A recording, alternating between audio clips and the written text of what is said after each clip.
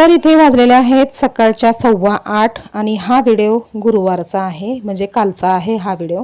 तर सकाळच्या 8:15 झालेले आहेत आणि आत्ताच वैभवदादा शाळेत गेलेला आहे आणि तो शाळेत गेल्याच्या नंतर माझी काय काय कामं असतात हे मी आज तुमच्यासोबत शेअर करणार आहे। तर इथे बघा किचन वगैरे सगळं क्लीन झालेलं आहे, सगळं घासून भांडे वगैरे घासून किचन वगैरे सगळं घासून झालेलं आहे, फक्त लादी पुसायची राहिलंय काम आणि झाडू वगैरे मारायचं काम बाकी आहे। तर मी ना सगळ्यात अगोदर इथे अंघोळ वगैरे केली, म्हणजे बाथरूम वगैरे घासले, अंघोळ केली, त्यानंतर कपडे वगैरे धुवून नळावरती ठेवले। कारण की नळावरती कपडे ठेवण्याचं कारण होतं की एक तर पाणी पण गळून जाईल आणि त्यापेक्षाही महत्त्वाचं कारण की आम्ही सगळ्या बकेटा वगैरे बाकीच्या आहेत त्या सगळ्या भरून ठेवलेल्या आहेत पाण्याने।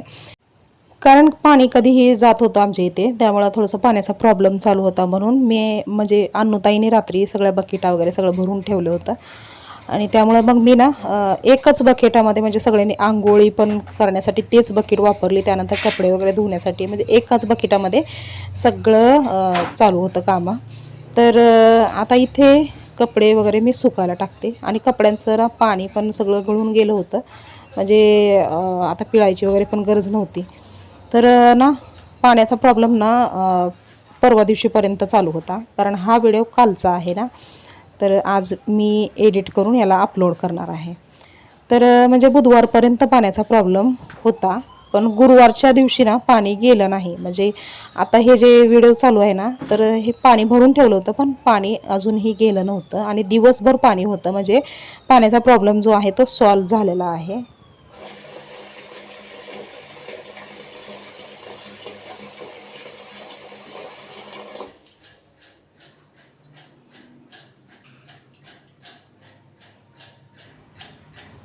आणि आता ना थोडंसं पाणी जे आहे ते म्हणजे चांगलं येतंय, म्हणजे नंतर ना पावसाळ्याच्या ह्याच्यामध्ये ते नदीला एकदम पाणी जास्ती आलं ना, तर ते थोडंसं गढूळ असल्यासारखं पाणी यायचं नळाला, पण आता जरा क्लिअर आलेलं आहे पाणी।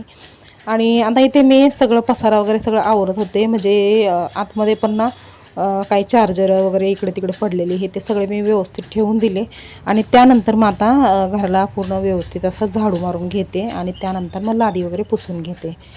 आणि शिलाईची मशीन ना मी बाहेर ठेवलेली आहे, कारण की अजून मला 2-3 ब्लाऊज आणि एक ड्रेस शिवायचा बाकी आहे, त्यामुळं मग म्हणलं की आणि इथं बाहेर असलं ना म्हणजे कसं मुलांसोबत बोलत बोलत टी व्ही बघत बघत आपलं शिवता येतं।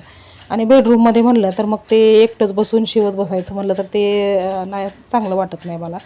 त्यामुळं ना मग मी जर काही शिवायचं असेल तर मग शिलाई मशीन बाहेर आणून मग शिवत असते दिवसभर। तर अजून बाकी आहे काम भरपूर, त्यामुळं मग मी ठेवलं नाही, म्हणजे आता काल परवा एक शिवला एक ड्रेस, अजून एक ड्रेस आहे, 2-3 ब्लाऊज आहेत, तेवढं झालं की मग आतमध्ये नेऊन ठेवेन मशीन। तर आता इथे ना व्यवस्थित असं सगळं घराला झाडू मारून घेते आणि ना थोडंसं पावसाळा आला की एखादी दुसरी तरी माशी घरामध्ये दिसतेच कुठं ना कुठं तरी, आणि ते दिसलं की मग चिडचिड होते एकदम, ते माशी वगैरे दिसले ना चिडचिड होते एकदम। कितीही घर स्वच्छ ठेवलं, कितीही काही केलं तरी एखादी दुसरी तरी माशी येणारच, कारण की थोडंसं गवताळ एरिया आहे आमच्या इथे आजूबाजूला, त्यामुळं कुठून तरी एखादी तरी माशी येतेच येते। आणि आता अशा वेळेला मला एक काम अनुताईने वाढवून ठेवलेलं आहे, म्हणजे ना गावाकडून आईने ते शेंगा दिल्या होत्या ना भुईमुगीच्या, तर ते आम्ही त्या दिवशी नाही का फोडून ठेवल्या सगळ्या शेंगा। तर साहेब अनुताईला सांगत होते की त्या शेंगा म्हणजे कच्चे शेंगा आणि गूळ वगैरे खा, त्याच्याने रक्त वगैरे वाढतं। म्हणजे मुलांना सांगितलं, कितीही सांगितलं ना तरी पण दोघं पण मुलं ना म्हणजे त्यांना ते म्हणजे शेंगा वेगळ्या गूळ वेगळा असं खायचं त्यांना म्हणजे आवडतच नाही। अनुताईला तर ना ते एखाद्या वेळेस वाटून दिलं ना मिक्सरमध्ये गूळ आणि शेंगदाणे तर ती खाईल, पण असं शेंगदाणे वेगळे गूळ वेगळं असं खा म्हणलं ना तर तिला आवडत नाही ते। ती काय बोलते की असं शेंगा जर अख्ख्या खाल्ल्या ना तर मग ते शेंगदाणे अख्खे जर खाल्ले ना तर दातात अडकतात आणि त्यामुळे तिने खायला नको म्हणते ती। मग म्हणलं आता की एकदम बारीक असं कूट त्यांना वाटून द्यावं शेंगदाण्याचं आणि गुळाचं मिश्रण करून, आणि मग ते कूट तरी बनवून ठेवावं किंवा एक एक असं छोटे छोटे लाडू बनवून ठेवावे। आणि खास करून मी आता शेंगा इथे भाजणार नाही, शेंगा भाजून केला ना खूप छान लागतं, पण शेंगा भाजणार नाही, कारण की ते शेंगा भाजल्या ना मग त्याचं ते थोडंसं पोषण तत्व कमी होतं म्हणतात, म्हणजे कच्चे शेंगदाणे आणि गूळ खाल्ल्यावरतीच रक्त वाढतं। त्यामुळं मग त्याचं पोषण तत्व व्यवस्थित भेटावं, त्यामुळे ना म्हणजे शेंगदाणे न भाजताच मी इथे वाटणार आहे. आणि आता गूळ कट करून घेते. सगळ्यात हार्ड काम गूळ कट करायचं, कारण की बाकीचं काही फटाफट होऊन जातं, पण हे गूळ कट करायचं म्हटलं की हात पण दुखतो आणि हे होतं. त्यामुळे ना मग मी थोडेसे शेंगदाणे गूळ वाटणार आहे. जास्ती काही एवढं वाटणार नाही, कारण हे संपल्याच्या नंतर मग पुन्हा दुसरं अजून कधीतरी हे वाटेन. पण आता वाटून ह्याचे ना लाडू बनवून ठेवेन आणि एक एक लाडू रोज अन्नूताईला वैभवदाला देईन. आणि त्यानंतर मग संपल्यावर मग पुन्हा अजून दुसरे लाडू बनवेन मी. आणि ना आपण असं गूळ आणि शेंगदाणे डायरेक्टली वाटायला गेलं ना तर ते कुठेतरी अटकतं काहीतरी जारमध्ये आणि मिक्सर वगैरे जळून जाण्याची शक्यता असते ना. त्यामुळं मग मला ना साहेबांनी एकदा आयडिया सांगितली होती. त्यांना ना अगोदरपासूनच हे असं गूळ आणि शेंगदाणे वाटून खायची त्यांना सवय होती. आणि त्यांनी मला आयडिया दिली होती की अगोदर ना शेंगदाणे फक्त वाटून घ्यायचे, आबडधोबड शेंगदाणे वाटून घ्यायचे आणि त्यानंतर मग असं लेअर बनवायची. म्हणजे शेंगदाण्याचं कूट अगोदर टाकायचं, त्यानंतर त्याच्यावर थोडंसं गुळाचं लेअर टाकायची. जेवढं आपल्याला गूळ पाहिजे पण एवढं की गूळ चाकूने कट करून घेतला तर जरा म्हणजे व्यवस्थित होतं ते. तर गुळाची लेअर टाकायची आणि त्यानंतर मग वरतून पुन्हा शेंगदाण्याचं कूट जे आहे त्याची लेअर टाकायची. आणि असं हे केलं ना तर मग ते जारमध्ये ते गूळ फसत पण नाही आणि म्हणजे असं अटकून कुठंतरी मिक्सर वगैरे जळून जाण्याची शक्यता पण नसते. एकदम स्मूथली वाटून जातं ते आणि एकदम बारीक असं अशा पद्धतीने जर वाटलं ना तर म्हणजे आपलं मिक्सर वाचतं, मिक्सर जळत नाही आणि काम सोपं होतं आपलं. तर आता इथे बघा व्यवस्थित असं बारीक म्हणजे गूळ आणि शेंगदाण्याचं कूट एकदम बारीक झालेलं आहे वाटून.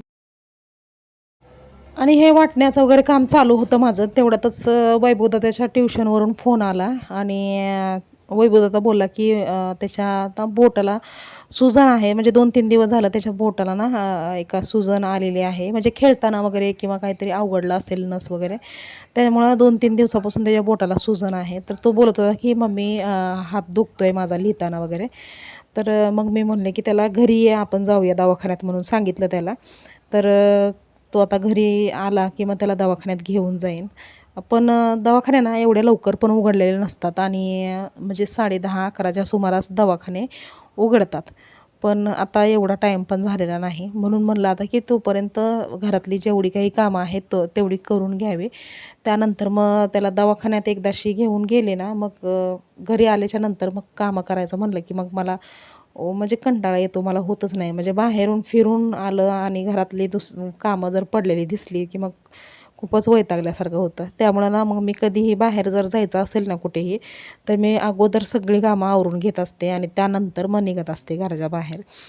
तर आता म्हणलं की त्याला ये म्हणून सांगितलं आणि मग तो आला की मग त्याला पाठवून देईन की एखादा कुठला दवाखाना उघडा आहे का बघ म्हणून. तर मग तो तिथे जाऊन मला फोन करणार आहे आणि मग मी जाईन मग दवाखान्यामध्ये दाखवण्यासाठी.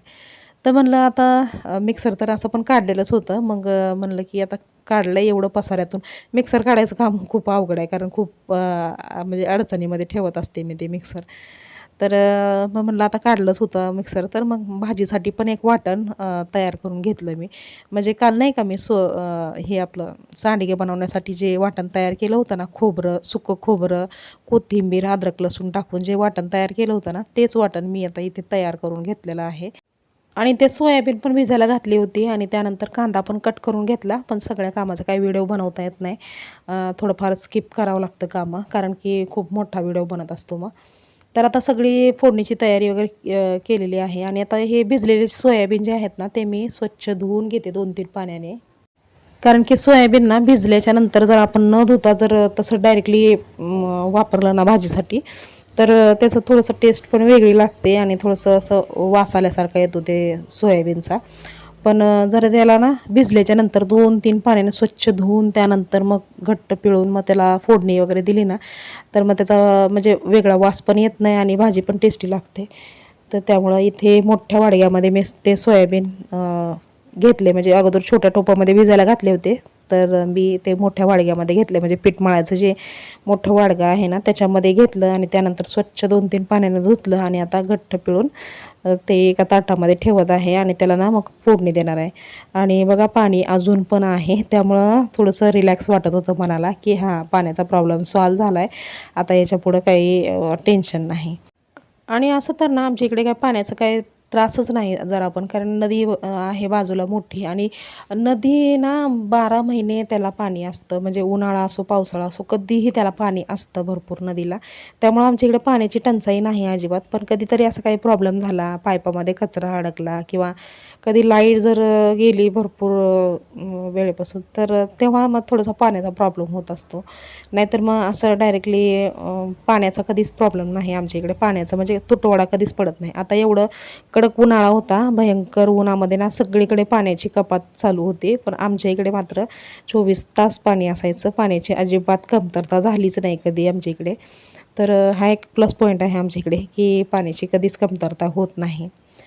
तर आता इथे ना भाजीला फोडणी देऊन घेते आणि कालच्यासारखं सेम फोडणी द्यायची. तर तेल घेतलं 1 ते 1.5 चमचे कढईमध्ये, हलकं गरम झाल्याच्या नंतर त्यामध्ये ते जे वाटलेलं वाटण होतं ते थोडंसं फ्राय करून घेतलं. त्यानंतर बारीक चिरलेला कांदा तर तो याच्यामध्ये ॲड केला आणि कांदा हलकासा म्हणजे त्याचा कलर चेंज झाला की लगेच त्याच्यामध्ये ना पावडरचे मसाले टाकून घ्यायचे आहेत. आणि ह्याच्यामध्ये टोमॅटो वगैरे वापरलं नाही मी, कारण की काही गरज पण नव्हती याला टोमॅटो वगैरे वापरायची.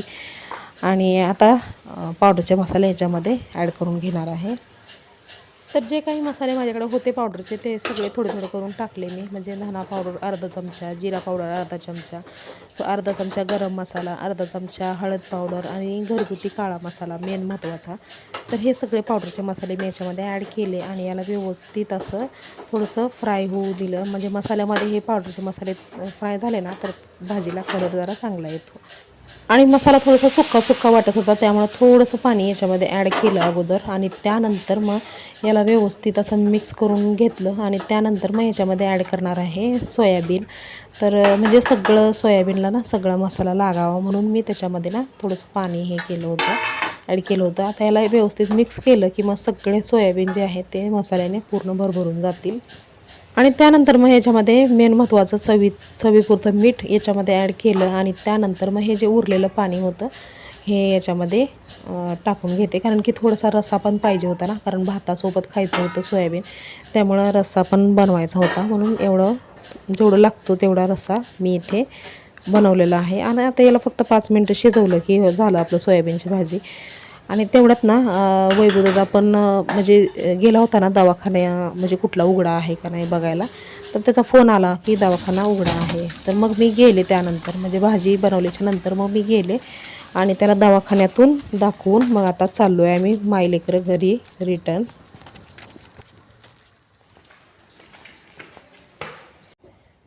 आणि त्यानंतर म्हणा वैभवदादा डायरेक्टली घरी गेला आणि मग मी इकडं आले माझ्या मैत्रिणीच्या इकडे.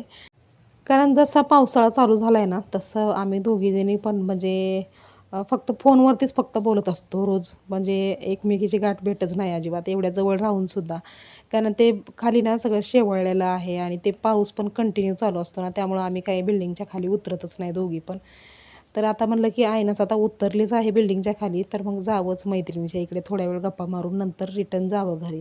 म्हणून मग मी वैभवदाला पाठवून दिलं आणि आता आली आहे मी मैत्रिणीच्या घरी. हां हां हां.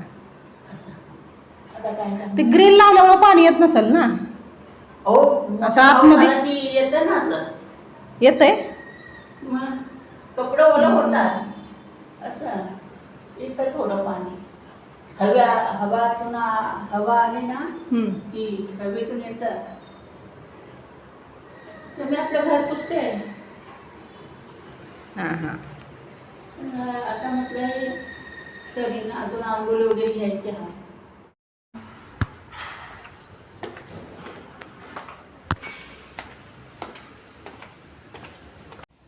तर चला आता घरी निघते, कारण की अर्धा 1 तास झालं आमच्या गप्पा चालूच होत्या. पण म्हणलं आता घरी जाऊन पण कामं आहेत भरपूर, मला व्हिडिओ पण अपलोड करायचा आहे, त्यामुळं मग मी निघाली आहे घरी.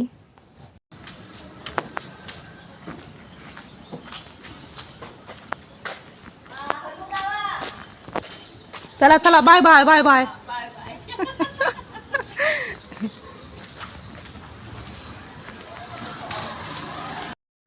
तर आता घरी आल्याच्या नंतर ना डायरेक्टली जेवायला घेतलं, कारण की अन्नूताईने तोपर्यंत भात पण बनवून ठेवला होता आणि भाजी तर मी जातानाच बनवली होती. तर भूक लागली होती, मग त्यामुळं आता तिघंजणं पण बसतो जेवायला. तर आजचा लंच असणार आहे सोयाबीनची भाजी आणि गरमागरम भात.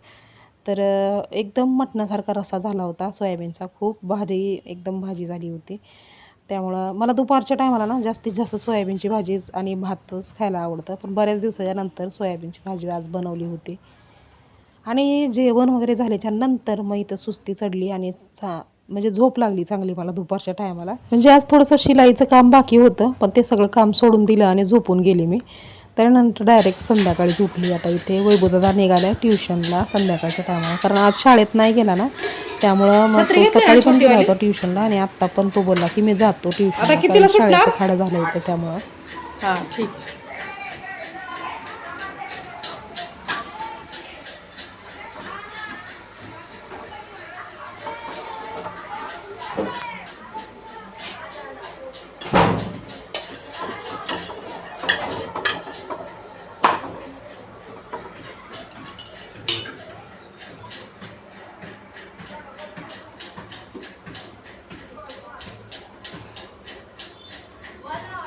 फॅन बंद करते.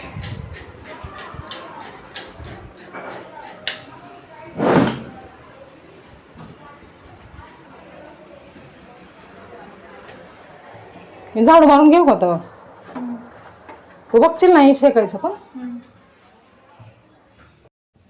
तर आता इथे बघा अन्नूताईने पूर्ण बेडरूम पण व्यवस्थित हे केलं, म्हणजे कुठं कुठं काय बॅग पसारा इकडे तिकडे पडलेलं ते सगळं व्यवस्थित केलं, झाडू वगैरे मारून घेतला आतमध्ये. आणि बाहेर फक्त झाडू मारायचा बाकी होता. तेवढ्यात मी ना पीठ मळवून ठेवलं होतं चपात्याचं, तर ती बोलली की मी चपात्या बनवते, इकडे मी चपात्या बनवते, म्हणून तिने चपात्या बनवायला सुरुवात केलेली आहे. मग जाऊ दे काय थोडंसं. हां असू दे, काय नाही होत. आणि कधी कधी असं अधूनमधून मी म्हणजे तिला सांगत असते चपात्या वगैरे बनवायला. तिला ना भाज्या तर सगळ्या येतात बनवायला, फक्त चिकन आणि मटनची भाजी तिने कधी बनवली नाही आणि फिश वगैरे पण कधी बनवली नाही. पण बाकीच्या भाज्या येतात तिला, फक्त आता चपात्याचं थोडं थोडं चालू आहे तिचं आणि करते व्यवस्थित चपात्या ती. तोपर्यंत आता इथे मी झाडू पण मारून घेते, कारण की बेडरूममध्ये फक्त तिने झाडू वगैरे मारला होता, पण हॉलमध्ये झाडू मारायचा बाकी होता. आणि आता साहेब येण्याची वेळ झालेली आहे, म्हणजे 6:10 झालेले आहेत. तर आता येतील साहेब थोड्या वेळाने आणि म्हणजे 6:20पर्यंत येतात ते.